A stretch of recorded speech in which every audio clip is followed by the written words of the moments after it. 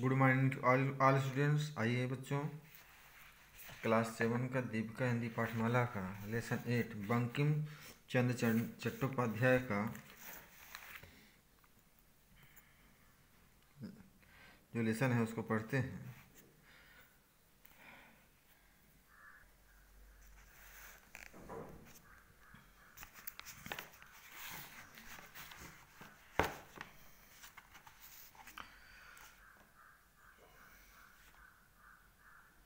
आप में से बहुतों ने वंदे मातरम गाया और सुना होगा।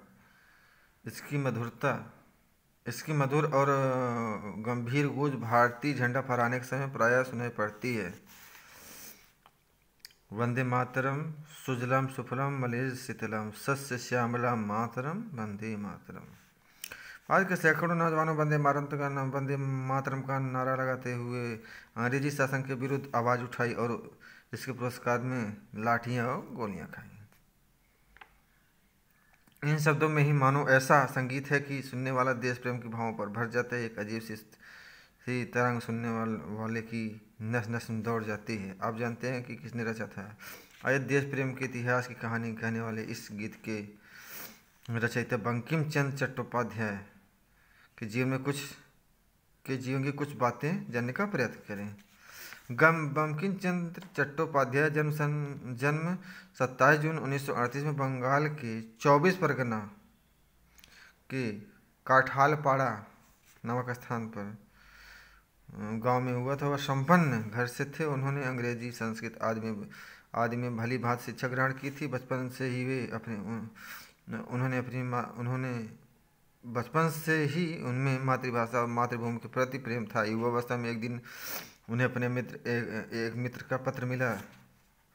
उन दिनों अंग्रेजी का ही प्रचार था और अब लोग एक दूसरे को पत्र लिखते समय अंग्रेजी का ही प्रयोग करते थे। उनके मित्र का पत्र भी अंग्रेजी में ही था।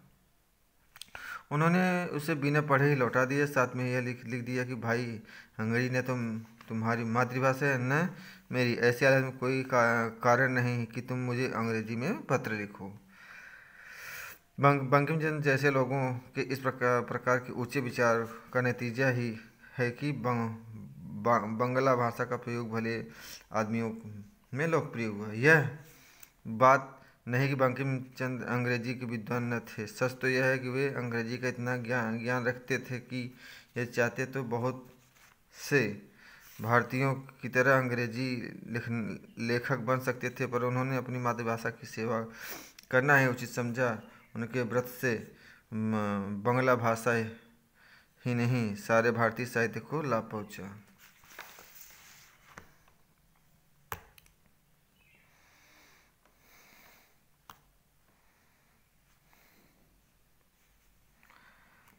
तो बच्चों, यहाँ पर आइए देखते हैं। वंदे मातरम सुजलम सुफलम मलयज शीतलम सस्य श्यामलम मातरम वंदे मातरम शुभ्रज्योत्स्ना पुलकितयामिनीं कुसुमितद्रुमदल शोभिनीं सुहासिनीं सुमधुरभाषिणीं सुखदां वरदां मातरम वंदे मातरम।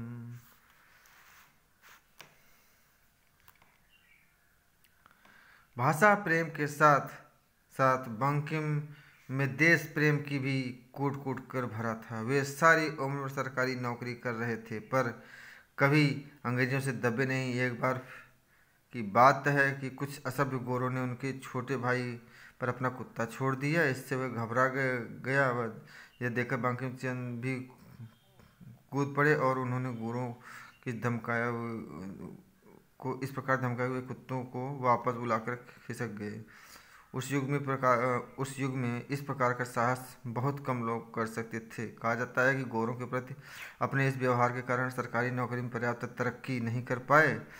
बंकिम बड़े ही बुद्धिमान थे। पढ़ाई समाप्त करके वे एक सरकारी नौकरी करने लगे थे। उन दिनों सब अच्छे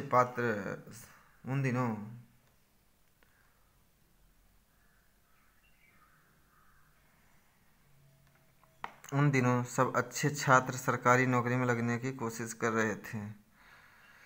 नौकरी के साथ बंकिम चंद्र साहित्य सेवा में भी जुड़े रहे। सबसे पहले उनकी सेवाएं कुछ कविताएं प्रकाशित हुईं। उस समय बांग्ला साहित्य में अच्छे कवि तो उस समय बांग्ला साहित्य में अच्छे कवि तो थे, परंतु गद्य लेखक या उपन्यास तथा कहानी लेखक नहीं के बराबर थे।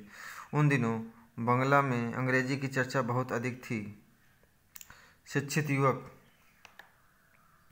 अंग्रेजी बोलने, लिखने तथा अंग्रेजी साहित्य पाठ करने में जितनी दिलचस्पी लिया करते थे उतनी मातृभाषा में नहीं। बांग्ला भाषा का साहित्य अंग्रेजी के मुकाबले में हीन था, यह सच है। एक और अंग्रेजी वाले दूसरी ओर संस्कृत के पंडित बांग्ला भाषा या साहित्य को कोई महत्व नहीं देते थे। साहित्य के बहुत से क्षेत्रों को बंकिम चंद्र ने अपनी लेखनी का स्पर्श दिया और सभी में, विशेषकर उपन्यास निबंध साहित्य में बहुत आगे तक बढ़ गए। उन्होंने अपने निबंध यह सिखाने के लिए लिखे कि हम भारतवासी इस समय भले ही गिर गए हैं, पर कभी हम ज्ञान विज्ञान के क्षेत्र में आगे भी थे। अपने उपन्यास वीरता और देशभक्ति की मानो पाठ्यपुस्तकें हैं। उनके उपन्यास जो हैं वीरता और देशभक्ति की मानो पुस्तकें हैं। उनके पहले उपन्यास का नाम था दुर्गेश नंदिनी।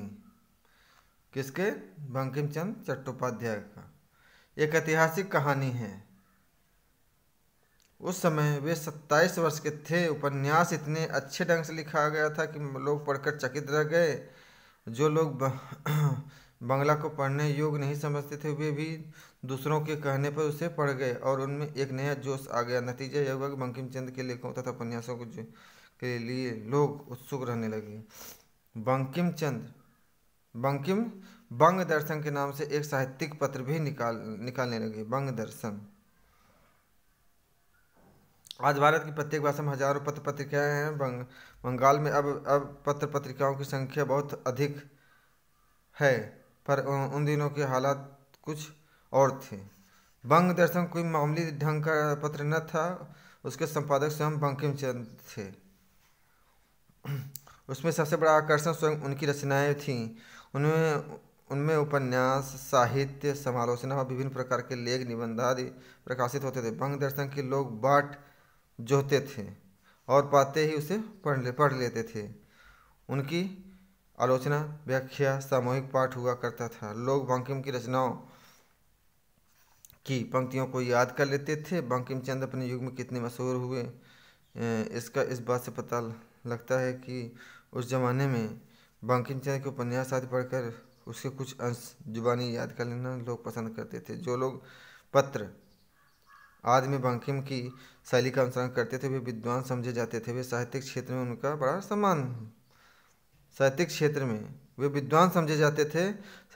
में उनका बड़ा मान था।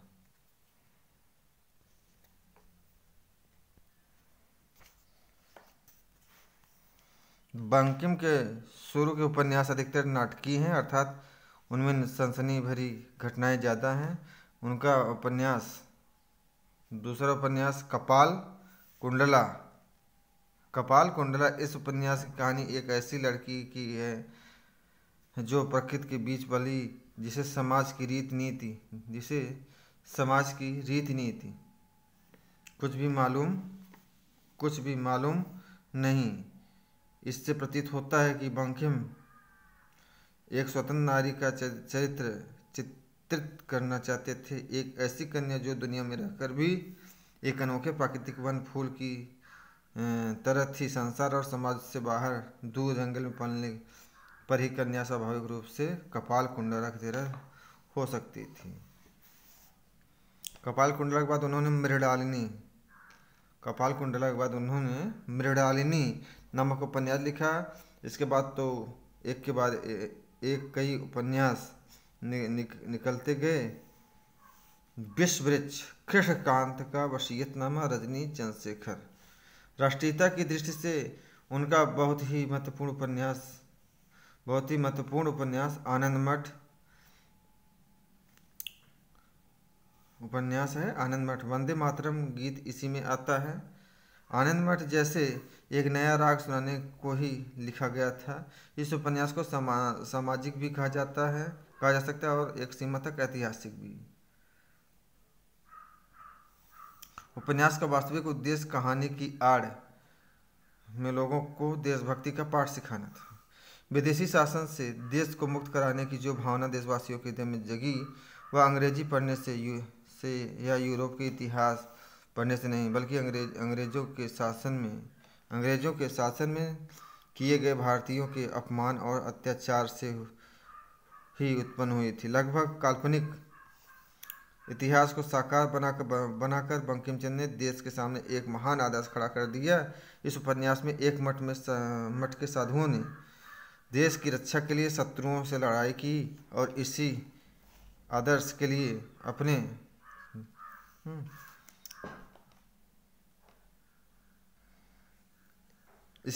अपने प्राणों की आहुति दी। उन साधुओं ने दुश्मन के विरुद्ध अस्त्र धारण किया। उनका मन था वंदे मातरम। वे माता के चरणों में अपना जीवन बलिदान करते थे। उपन्यास में